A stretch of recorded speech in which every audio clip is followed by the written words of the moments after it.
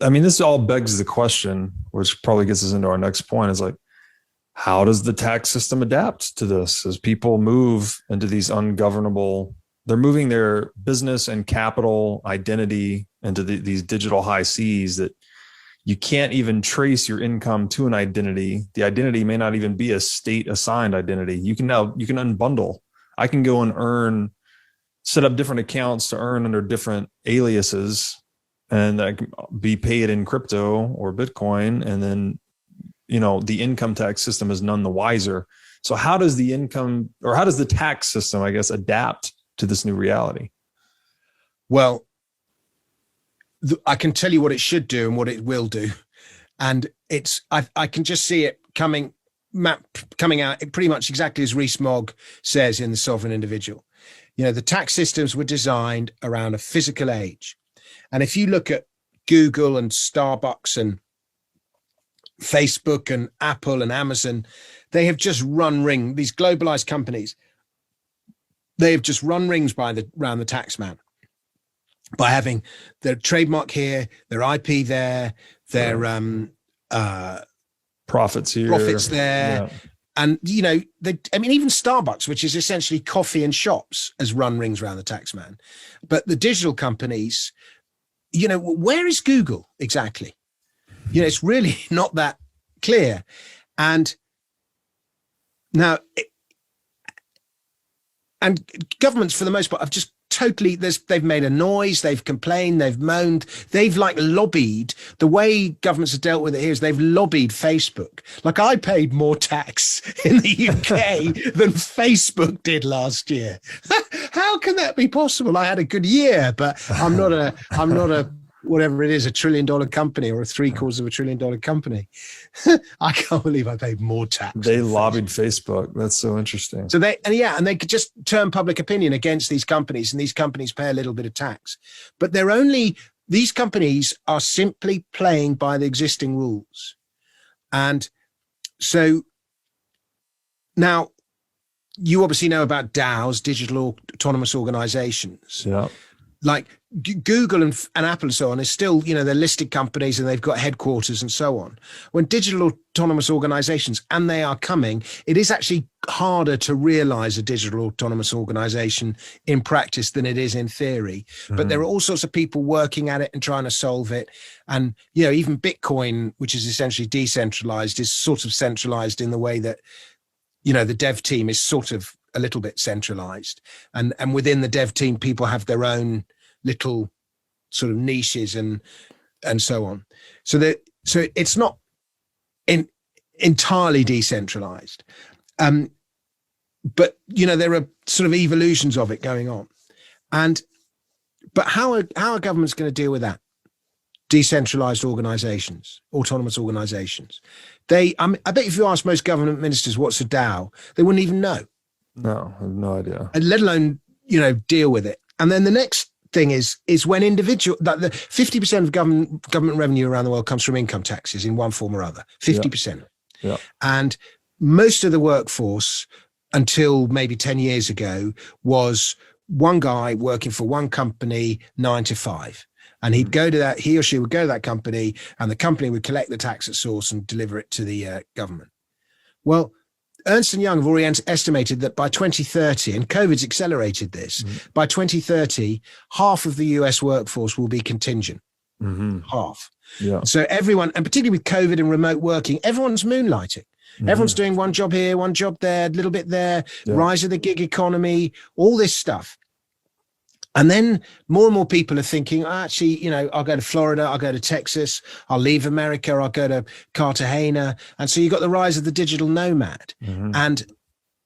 And if a digital nomad is spending less than that, we've talked about it already, but if digital nomad is spending less than 183 days a year in any given country, he's not obliged to pay income taxes to that country. Right. He'll pay sales taxes and local taxes. He won't pay income taxes. And a lot of the time, digital nomads feel betrayed by their country of origin. That's why they left. So they feel no obligation to pay taxes to it. Many of them deliberately avoid it. Many nomads are non-compliant simply because they just don't know who they pay taxes to, and the tax systems are too inflexible to adapt. And the easiest thing to do is just not pay any taxes. Some it's deliberate, some it's accidental. And more and more of them, I think the estimates are that already 50% of people, digital nomads, operate in the crypto economy. It's to some lesser or greater degree. That's only going to increase. I'm a web designer in Brazil, but I'm living in Chiang Mai, but I've just got a job for a company in London. Where'd you pay the tax? And they're paying me in Bitcoin. Where'd you pay the taxes there? Yeah. It's like, how do you do the accounts? Yeah. You can't. It's just a bloody nightmare. So most people don't. And so, but this is the fastest growing workforce in the world, the digital nomad. Yeah. And there's going to be 9 billion people in the world, 2035, of which 6 billion will be workers. So 6 billion workers in 2035, of whom half will be freelancers of some form or other, freelance contingent, gig economy, all that. So 3 billion freelancers, of whom 1/3 will be digital nomads. And so that's 1 billion digital nomads. And we think, it's just Americans and Europeans going to South America. It's not. There's a huge South American middle class that wants to go. There's a huge Asian middle class. There's a huge African middle class. Yeah. This is a global thing. The Africans all want to come and spend a bit of time in Europe, but before they go home and or whatever, everyone's on the move, and it's just so the governments, unless they adapt and they change the way they tax people, they're just going to be fighting, and everyone's going to be going, you got to pay more tax. I don't know who to pay tax. There's just going to be fight and noise, and it won't be solved. The way to solve it, by the way, is land value taxes, and we talk about that in another program. But there's going to be this huge standoff. Meanwhile, government's got more and more obligations, healthcare, education, paying off its debts, interest rates go up, all bloody nightmare, devaluation of their currency. And those trapped in the physical economy are going to be the ones who struggle. Yeah.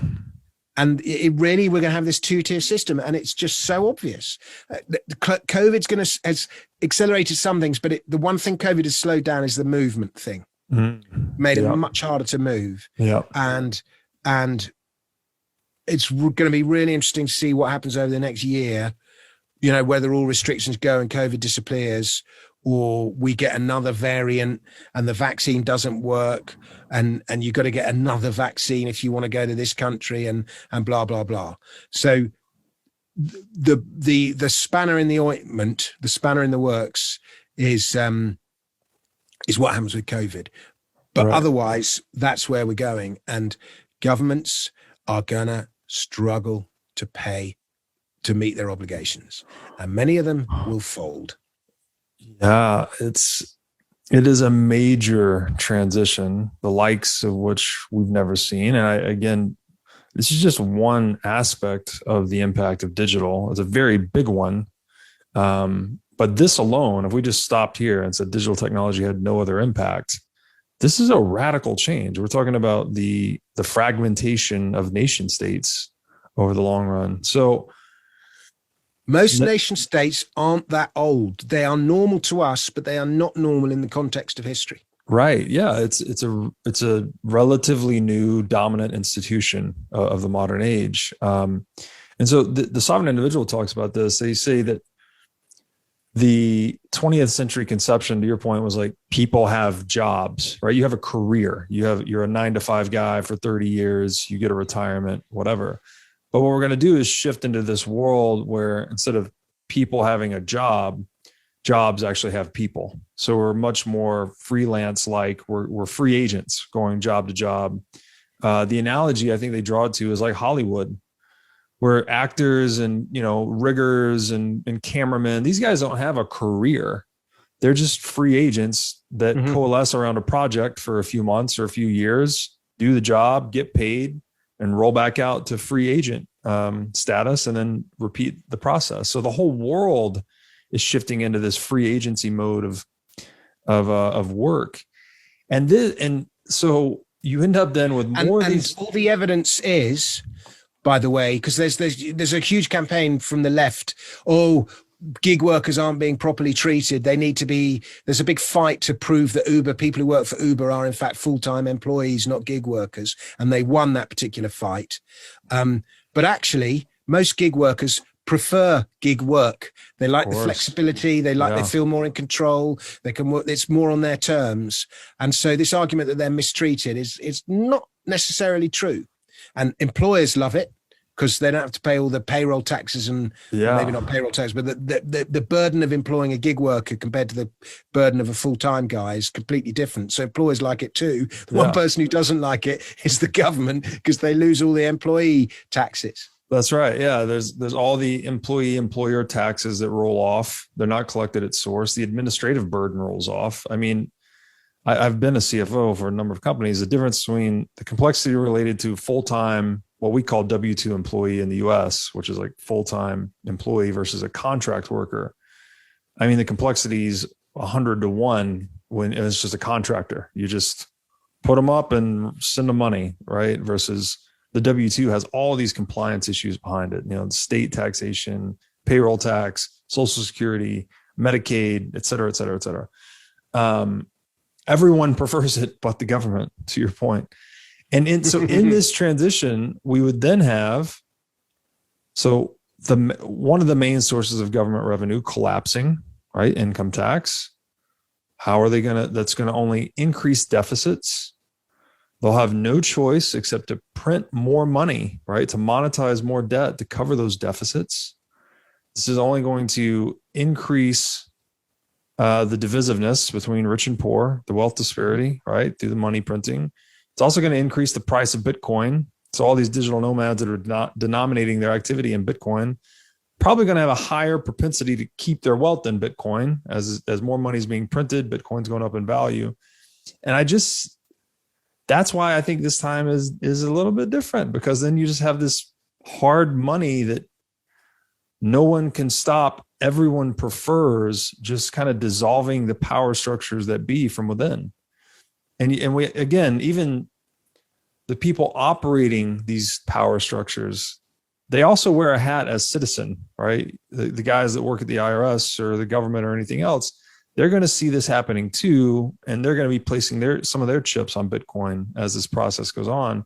And I think that realigns the incentives towards it. So the way I'm visualizing this is that Bitcoin is this, what I call in my writing, this digital asset in a way. It's just dissolving analog power structures from within.